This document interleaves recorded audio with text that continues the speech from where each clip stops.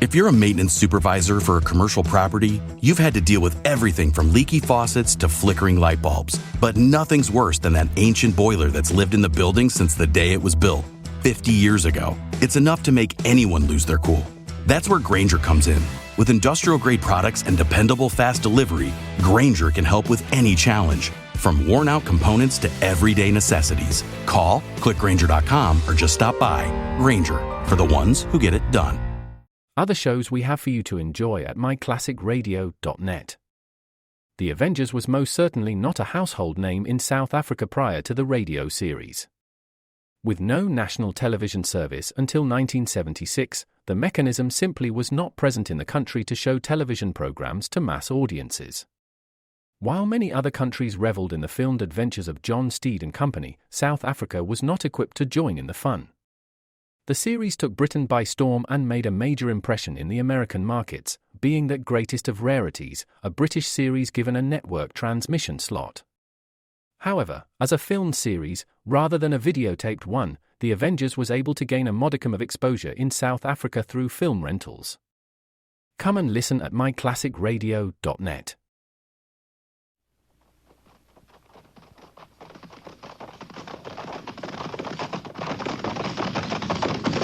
At the gallop! Follow!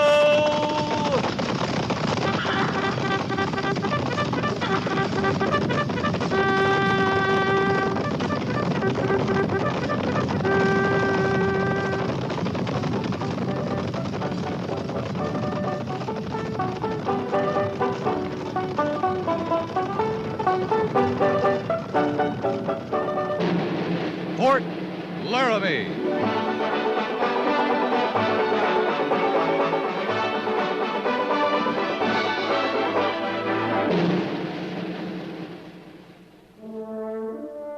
Fort Laramie, starring Raymond Burr as Captain Lee Quince. Specially transcribed tales of the dark and tragic ground of the wild frontier. The saga of fighting men who rode the rim of empire. And the dramatic story of Lee Quince, Captain of Cavalry.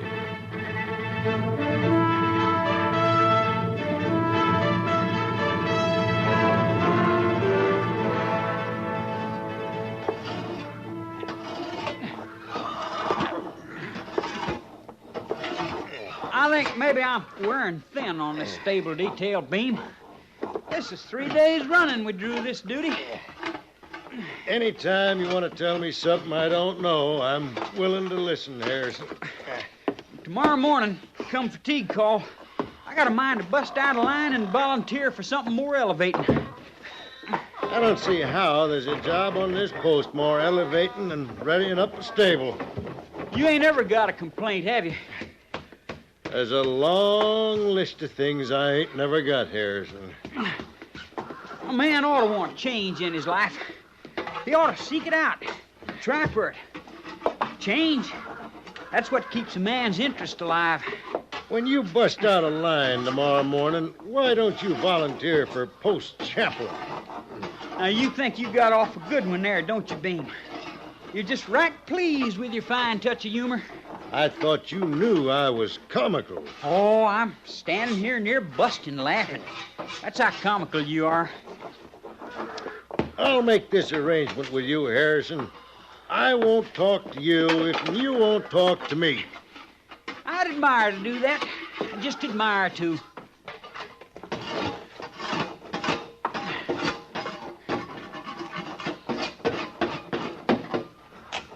Bean? Now, come on, Beam. You hear me all right. That's one of the shortest arrangements I ever had. Yeah, well, let's rest a spell. I'm agreeable. Rest a spell. And have a chaw. You're getting more likable, Harrison. No sense in us going at each other. Working as close as we do, living as close. I want to make friends with you, Beam. Starting when? This minute. You ain't one for ceremony now, are you? Couple of good friends, where we are. It's only right we should rest a spell and have a chaw. I'm willing. You, got a chaw, ain't you? You talking about tobacco? course I am. I can't call the time I had a plug tobacco. You lying to me, Bean. Now, we being such good friends the way we are, why should I lie to you? You chawing, ain't you? Been chawing all morning. Well, sure, I'm chawing. You ain't chawing tobacco. What are you rolling around on your tongue? Shifting one side of your mouth to the other. Knickknick. Say that again. Knickknick. You being comical again, Bean. You're just a boy. I keep forgetting. You don't recollect the war much. I recollect the war better than I recollect that whatchamacallit. It's bark. Injuns taught us Yanks about it. Red willow bark, I think it is. Anyways, they'd cut it deep from the trees, cut it into shreds. They used it most for smoking. You cut into any red willow trees up here on the high plains, Bean? Well, not me. But last time we was down on the agency, I got me some off a squaw. I swear you're lying to me. Why, here, in my pocket. Help yourself. You hankering for a chaw? Makes one. Well, it's dry as sand. Well, you got to work it some. Oh, you got... Ooh, that tastes funny. Hey. You sure this stuff's off a willow tree? Red willow. Or how come they look so pleasing and taste so bad? Well, I didn't say it was good. You wanted a chaw, I obliged you. Yes. Yeah, I said you was just a boy. Well, sometimes I'm hungry. I don't eat a polecat because that's all I got handy. You got a taste for tobacco. Why don't you buy yourself some? The sutler keeps a fine line. A Bull Durham, seal in North Carolina. You know why I don't buy. I got no money. Same as you. Same as every trooper on this post. That paymaster ain't been through here in 4 months. And before that, it was 6. No money. Pliny, he won't give me no more credit. You ain't all alone, you know, Harrison. Ain't nobody been paid in 4 months' time. I'm going to do something, Bean. I don't rightly know what it is now, but that Pliny, he's going to give me some more credit somehow.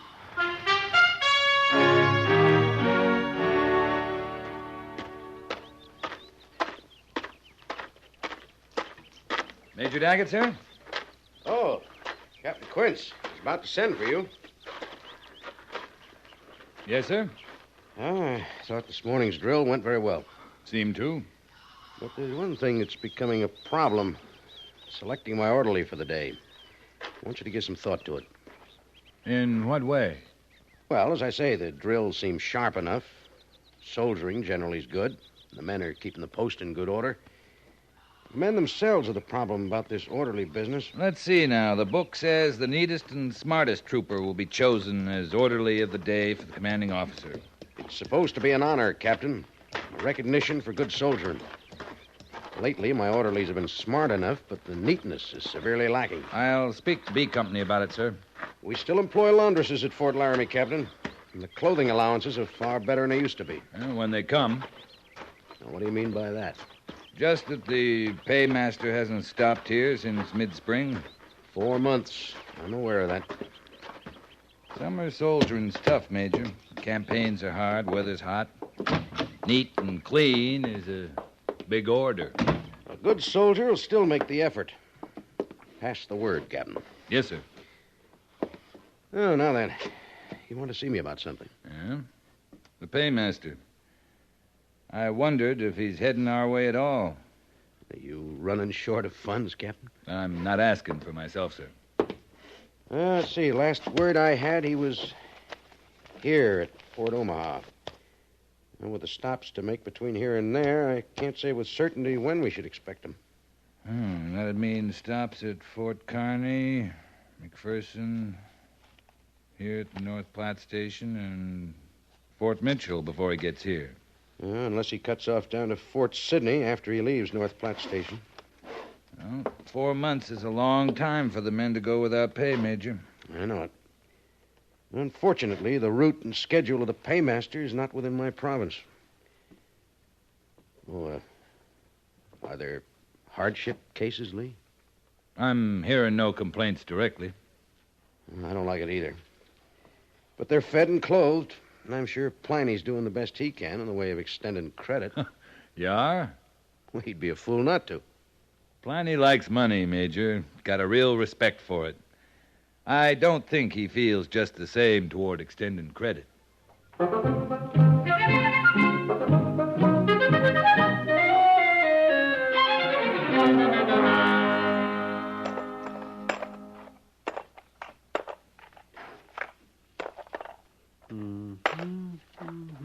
Yes, that's... well, I don't know. It's not enough. No, that's not nearly enough. Oh, I might want to put it in a safer place, though. Yes, I might want to do that. So I'll just put it in these sacks here. Well, yeah, it feels good then.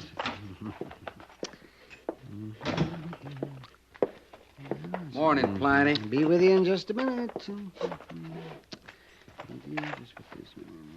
What do you call that stuff?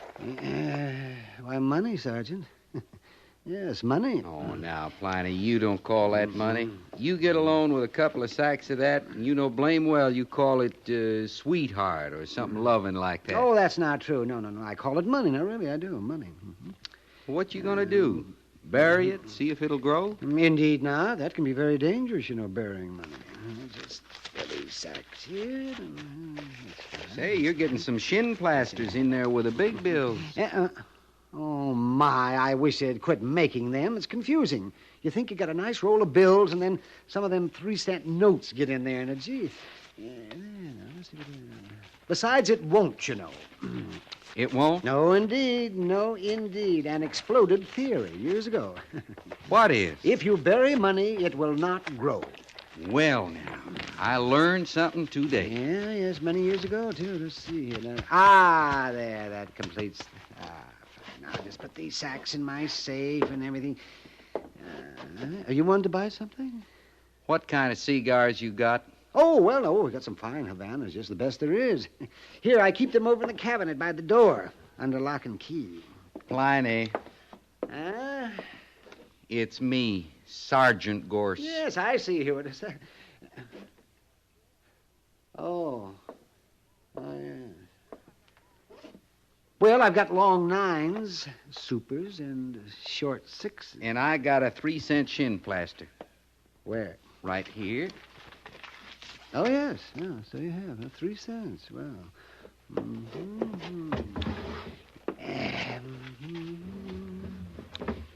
Now, these short 6s are nice. They give 'em away in saloons. Oh, what? They give them away? Free? Try not to think on it, Pliny. It might make you queasy. Free? Oh, my goodness. Sometimes I pay as high as 1 cent for 2 of them. 2 for a cent? Well, now, I might let you have 1 super, but just 1, mind you, for 3 cents. I had my mouth set for a long 9 after supper. Oh, now, you don't really expect that, Sergeant. A long 9 for 3 cents? Why, I'd stand to lose... Oh, yeah, let me see now. How much would I... You'd stand to make 2 cents easy. But these are from New England, Sergeant. Tell the truth, I'm running short of them. Now, this is the last barrel, and You're practically forcing me into a saloon, Pliny. You're really desperate for a good smoke, aren't you? Not near as desperate as you are for my last 3 cents. You, won't bandy this about the post? I could bandy my head off, and there wouldn't be no run on your store, Pliny. The way that paymaster takes his time, I stand to be one of the few men at Fort Laramie that's still got a 3-cent note. Yes, well, now, let me see. Long 9? Well, I don't know. Other shows we have for you to enjoy at myclassicradio.net.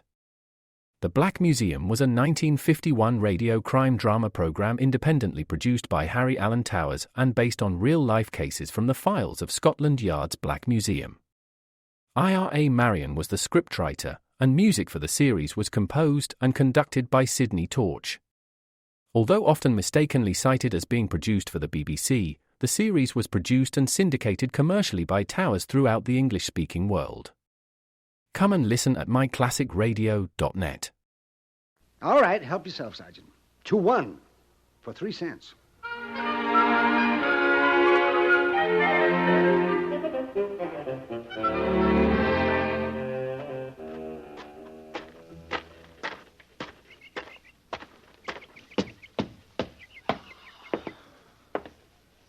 Afternoon, Mr. Saberts.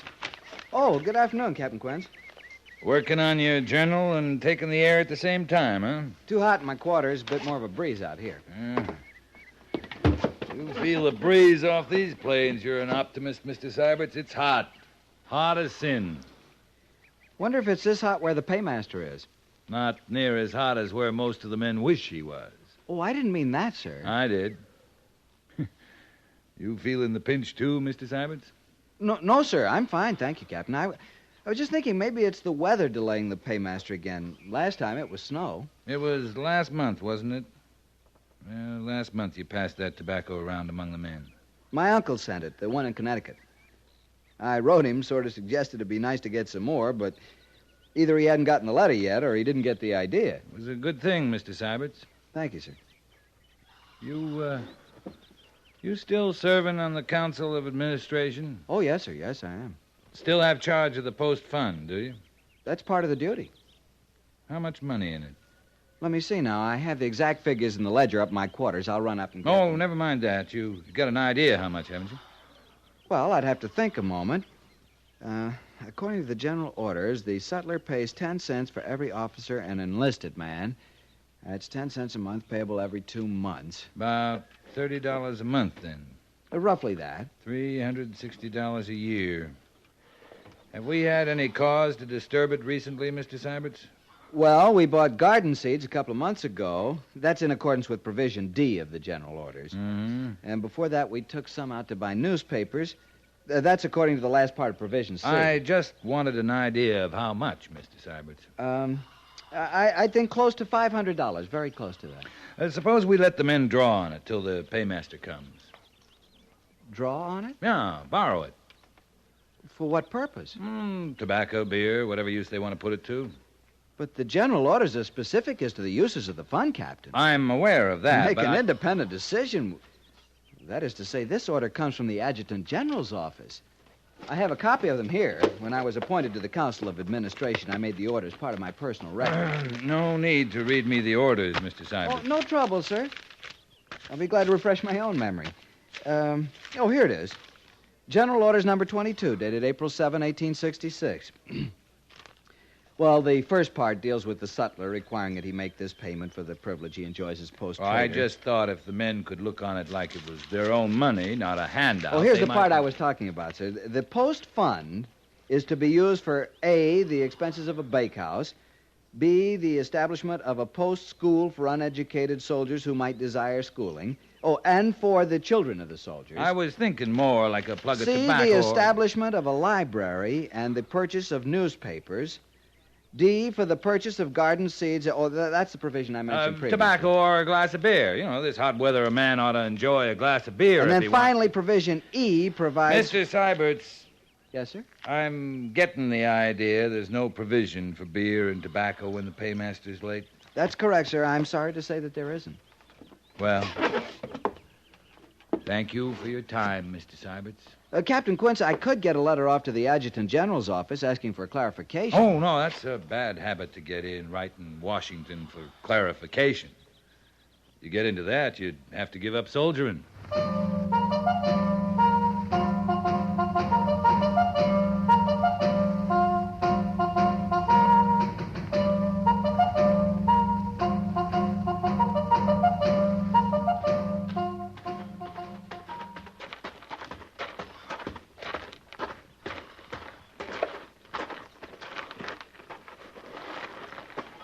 I think maybe I'll go face him alone, Bean. You could linger outside here, in case I needed help or like that. You got a scheme. I want to hear what it is. I had a scheme I wouldn't mind telling you. First thought comes fresh into my mind, I'm going to say it to Pliny. Sometimes the first thing I think is best. You want to take some knick before you traipse in there? Might work up your courage. I want no such thing. You linger here now.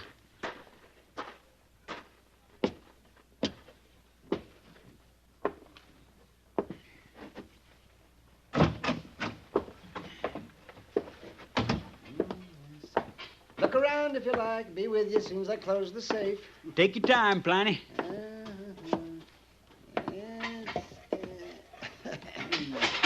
we are. Now then, what can I do for you?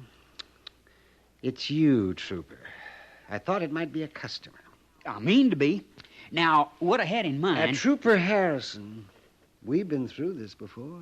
Many times. Oh, any number of times. We have no such thing. Not this... Credit.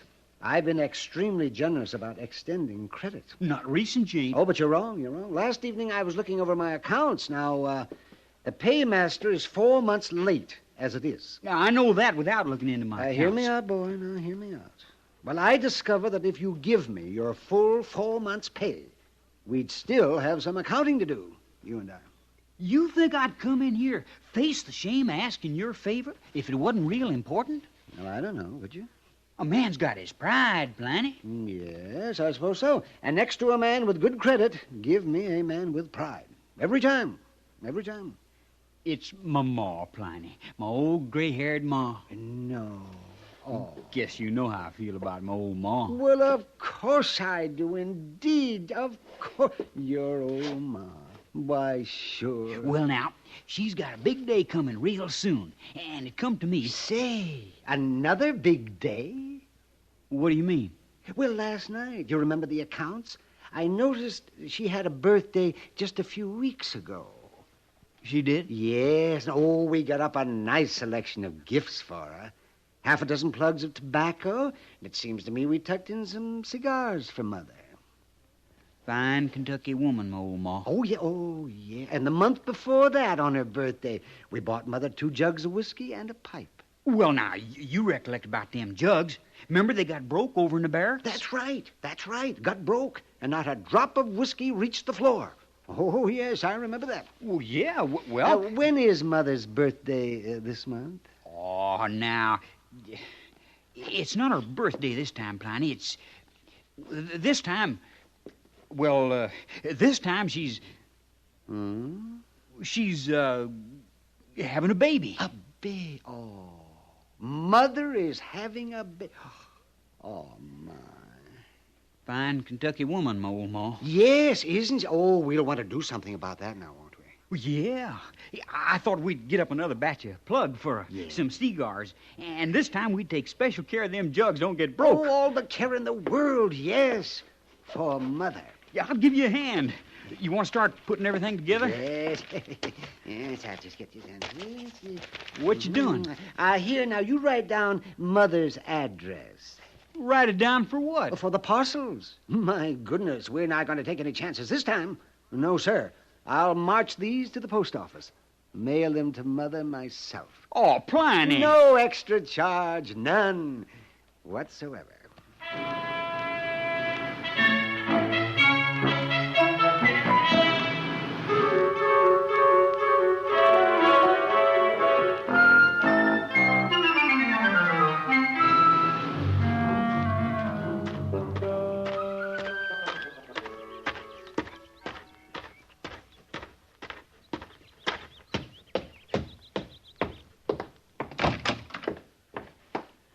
Captain Quint's reporting, Major. Oh, sit down, Captain. Oh, thank you, sir. Well, I guess this is the news we've been waiting for. The paymaster? He's at North Platte Station awaiting our escort. You want the duty, Captain? It's all right with me. Pick your men. Leave as soon as you can. Yes, sir.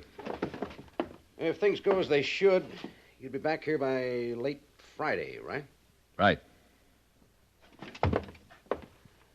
Well, good luck, Captain. You worried about the escort, Major? Of course not. You know what I'm worried about. Yeah. Well, I'll stop in Laramie Village if you like. Warn them to get ready for attack. I suppose I could double the guard starting Friday night. But it wouldn't be fair, would it, Captain? Wouldn't do much good either. Maybe just have the officers stand by as usual. That's all we can do. Well, move out, Captain. Yes, sir. 4 months' payroll for 300 men. Well, You might not have a problem, Major. We always do. I don't see how we can avoid it this time. Well, maybe we'll be lucky. Maybe we'll be hijacked on the way back.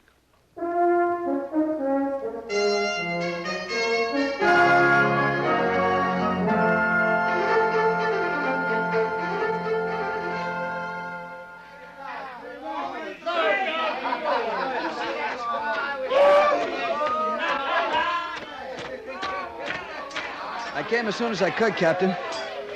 I never saw anything like this in my life, sir. Quite a sight, Mr. Syberts. Are all the men accounted for? They won't be for days. Some of them we may lose entirely, Mr. Syberts. You mean desertion? A few. Some of them just been waiting for money enough to get out of here. I've got a fresh new batch to tend to. Oh there. Well, I think this is the last from the village, Captain. Well, they look kind of limp. Yeah, and I had to help them get that way, sir. Harrison there bought a raft of lead powder in town. He had in mind to blow Piney up, he said. Well, the hospital's full. They're stacked 3 deep in the guardhouse. Now, just take them to their barracks, Sergeant. Yes, sir. Mr.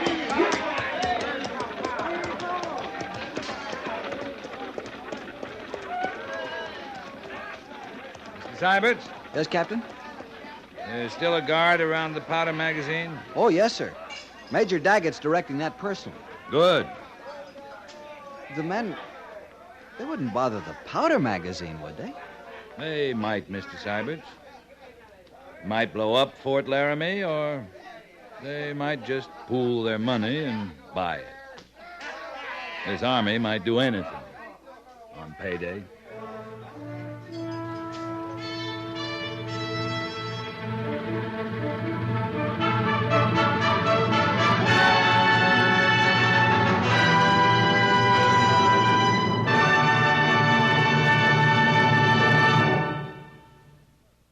Fort Laramie is produced and directed by Norman MacDonald and stars Raymond Burr as Lee Quince, Captain of Cavalry, with Vic Perrin as Sergeant Gorse. The script was specially written for Fort Laramie by Kathleen Height, with sound patterns by Bill James and Tom Henley. Musical supervision by Amerigo Marino. Featured in the cast were Howard McNear, Sam Edwards, and Clayton Post. Jack Moyles is Major Daggett, and Harry Bartell is Lieutenant Syberts.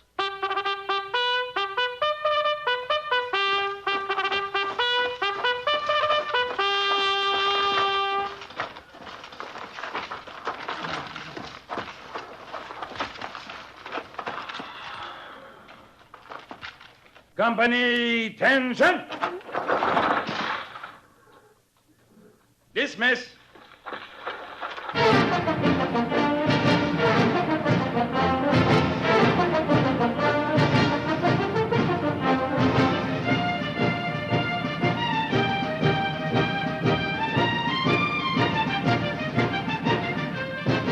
Next week, another transcribed story of the Northwest frontier and the troopers who fought under Lee Quince, Captain of Cavalry.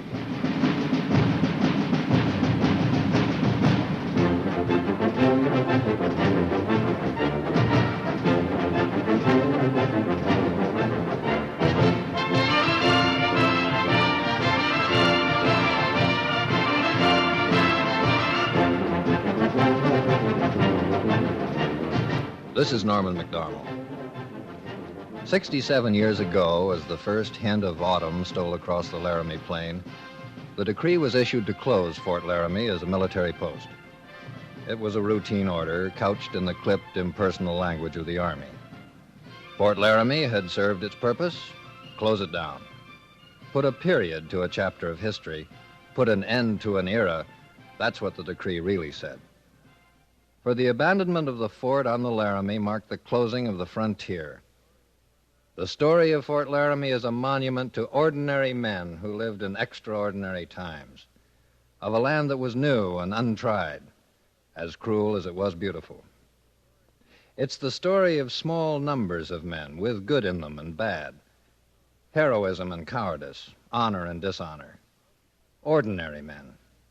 Ordinary men whose enemies were the rugged, uncharted country, the heat, the cold, disease, boredom, and perhaps, last of all, hostile Indians. Men lived at Fort Laramie and men died there. Of drowning, freezing, typhoid, smallpox. Some may even have died from boredom. But it's a matter of record that in all the years the cavalry was stationed at Fort Laramie, only 4 troopers died of gunshot wounds. And so we mark the 67th anniversary of the closing of Fort Laramie, glad of our chance to reopen it, to tell the story of a proud landmark of the Old West and the ordinary men who served there.